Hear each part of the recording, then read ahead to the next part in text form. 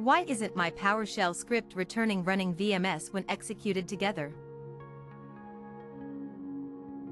If you're using PowerShell to manage your virtual machines, VMs, you might encounter a scenario where your script doesn't return the running VMs as expected when executed remotely. This can be a frustrating experience, especially when everything seems to be in order. Let's explore some of the potential causes and solutions for this issue. PowerShell Remoting.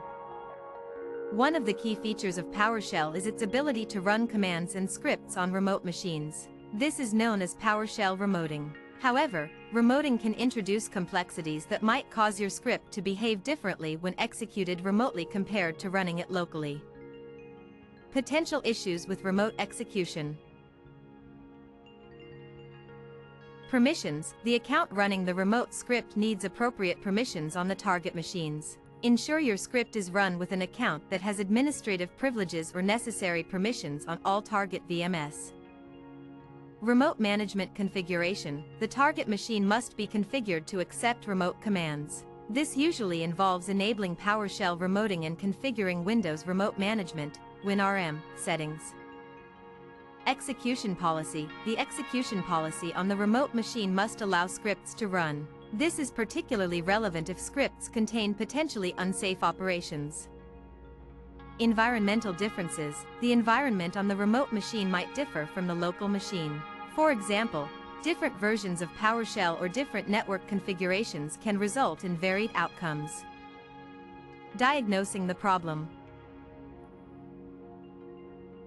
Check for errors and warnings. When running your script remotely, watch for any errors or warnings. These can provide crucial clues about what is going wrong. Use try-catch blocks to handle exceptions gracefully. Simplify the script. Break down your script into smaller, more manageable chunks and test each part independently. This process can help isolate the specific part of the script that is failing. Verbose logging. Enable verbose logging to gain deeper insights into the script's behavior. Using verbose flag can provide more detailed information during execution.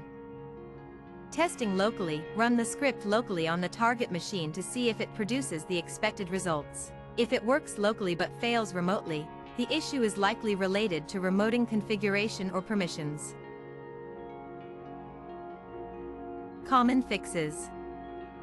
Update permissions. Ensure that the user account has adequate privileges to query the VM status. Configure remoting properly. Use Enable PS Remoting Force on the target machine and ensure all configurations are correctly set for remote management. Execution policy. On the remote machine, set the execution policy using Set Execution Policy Remote Signed Force. Correct versions. Confirm that both local and remote systems are using compatible versions of PowerShell. Conclusion.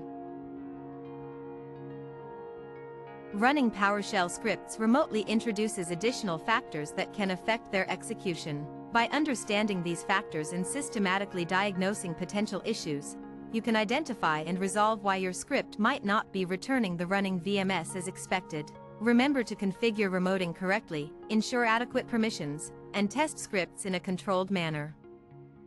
It's important to approach the problem methodically and leverage PowerShell's robust error handling and logging features to pinpoint and address any issues.